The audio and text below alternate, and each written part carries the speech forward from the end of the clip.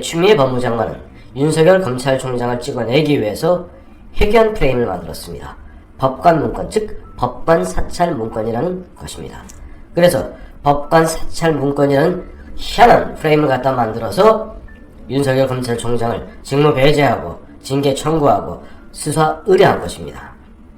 그리고 어제도 잠깐 소개해드렸습니다만 문재인 대통령은 자신의 지지율이 폭락하는 듯 보이자 어쨌든 굿카, 자기는 선한 그와 같은 이미지를 갖다 유지하는 가운데 좌파 세력들에게 총돌격 명령을 내렸습니다.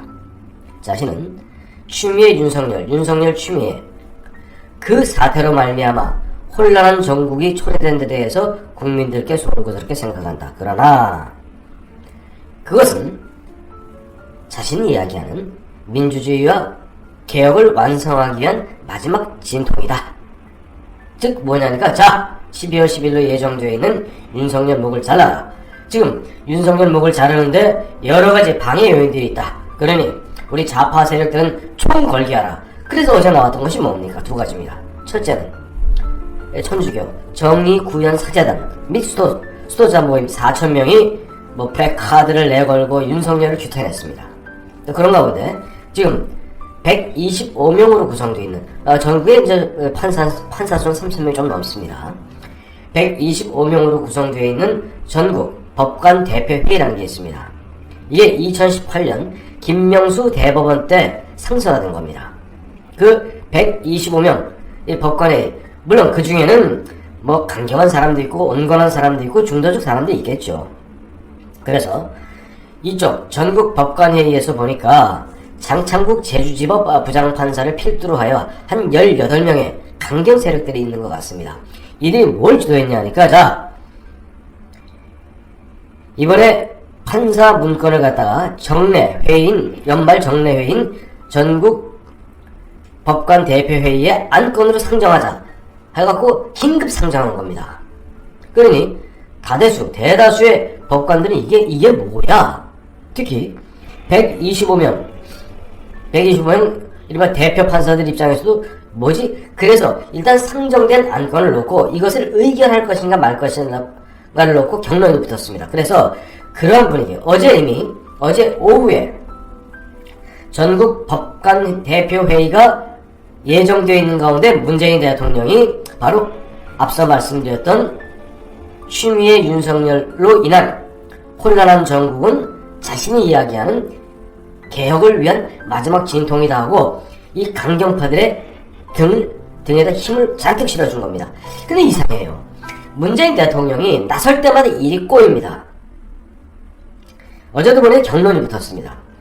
장창국 부장 판사를 비롯한 18명 강경파 세력들 입장에서는 이건 있을 수 없는 이야기다. 어디 감히 검사가 판사의 무슨 동향을 파악하느냐, 성향을 파악하느냐, 이건 사찰이다 라는 식으로 분위기를 몰고 가는 반면 대다수 80%가 넘는 판사 대표들은 그 문제는 그 문제고 그건 너희 주장일 뿐이고 어쨌든 현재 윤석열 검찰총장에 대한 서울행정법원에서의 본안소송 가처분은 받아들여졌죠. 조미연 부장판사가 받아들여갖고 윤석열 손을 들어주지 않았습니까? 그런 상태에서 자칫 이와 같은 이야기들을 하는 것, 또 이런 것을 의견을 갖다가 대표회의에서 의결해서 공식 의견으로 만드는 것이 오히려 사법부와 재판부의 독립성과 중립성을 심대하게 훼손할 수 있으니 신중해야 된다라는 입장을 표명한 겁니다. 특히 보면 어제 서울행정법원에서 대표로 나온 판사들이 아주 격렬하게 반대한 것 같습니다. 현재 지금 재판이 진행 중에 있는데 이런 전국 법관 대표회의에서 그 의결된 내용이 어떻게 보면 정치적으로 악용되는 거 아니냐. 왜 정치판 싸움에 왜 우리 법관들이 끼어들어야 되느냐 라고 이야기한 겁니다. 그래서 어제 125명 중 120명이 참석을 했고 그 중에 117명이 표결에 참가해서 96명 82%가 반대했고 다음에 21명만이 찬성한 겁니다. 그런데 이 참 집요해요. 이 사람들이 이제 집요한 게 장창국 제주지법 부장판사의 원안 또 원체 이제 보면 반대 의견이 많으니까 그러면 조금씩 수위를 갖다가 낮춰서 수정안을 무려 6개를 냈답니다. 근데 그 7개 모두가 부결됐다는 겁니다. 그만큼 그래도 대다수 판사들은 양심적이고 또 나름대로 상식이 있는 사람들입니다. 지금 제 이쪽 오른쪽에 법원 건물 앞에 있는 내이죠. 원래 대법원 안에 가면 이 법의 여신상이 있습니다.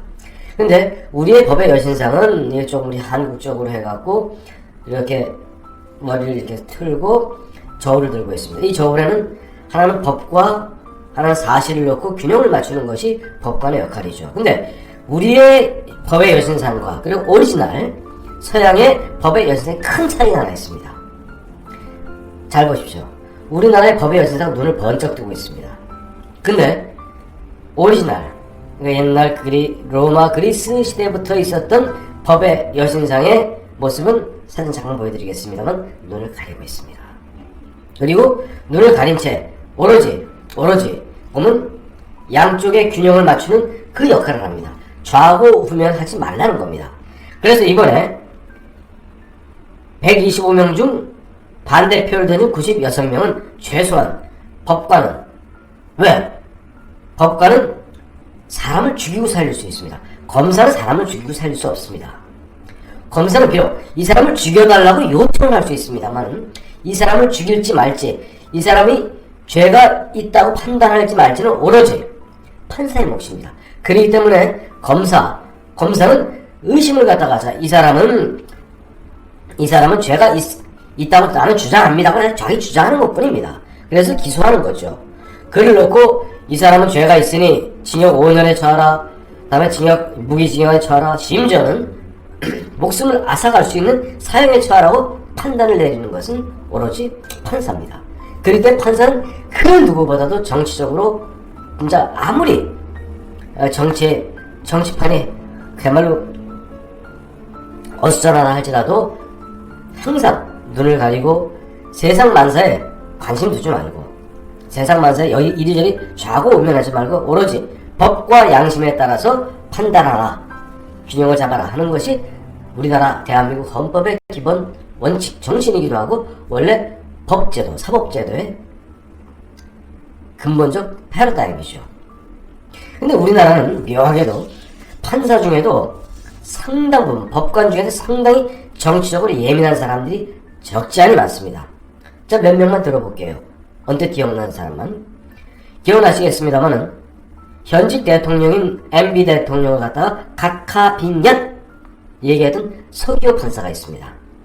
서기호 판사 결국 각하빈년 해갖고 이제 법관 제2명에서 탈락하자 정의당으로 빠지를 달았죠. 또 현재는 변호사라고 있습니다만은 MB 대통령을 향해서 각하새끼 짬뽕, 나가사키 짬뽕을 흉내내는 패러디한 거죠. 각하새끼 짬뽕이라면서 대통령을 갖다가 조롱했던 이정열 판사가 있습니다. 또 사실은 문재인 대통령 취임하자마자 제일 먼저 사법부부터 장악했습니다. 춘천지법원장이었던 김명수 씨를 일약 대법원장에 임명한 것입니다. 대법원장에 발탁한 것입니다. 군대를 이야기하면은 저쪽 어디 일선에 있는 어느 사단장을 군단장도 거치지 않고 3스타도 거치지 않고 바로 육군대장, 육군참모총장에 앉힌 거랑 똑같습니다. 파격적인 인사죠. 그러니 김명수 대법원장은 잘 아시겠습니다만은 사법부 내 좌파 성향, 자기들은 진보라고 얘기합니다. 진보 좌파 성향인 우리법연구회, 현재는 국제인권법연구회, 양쪽 우리법연구회 회장도 역임을 했고 국제인권법연구회 회장도 역임을 했습니다. 그래서 김명수 씨는 문재인 씨가 바라는 대로 현재 대법원을 갖다가 자기 진보 좌파 성향의 대법관들로 차곡차곡 메워나가고 있습니다. 그 메워나가기 앞서서 뭘 먼저 했을까요? 전임 사법부 수장이었던 양승태 대법원을 단죄하는 일이었습니다. 그래서 그들이 만들어 놓은 또 패러다임이 뭐냐니까 그 프레임이 사법농단입니다. 그래서 박병대 대법관을 비롯한 그런 대법관들을 갖다가 다 기소했고 양승태 대법원장을 갖다 감옥에 쳐넣었습니다.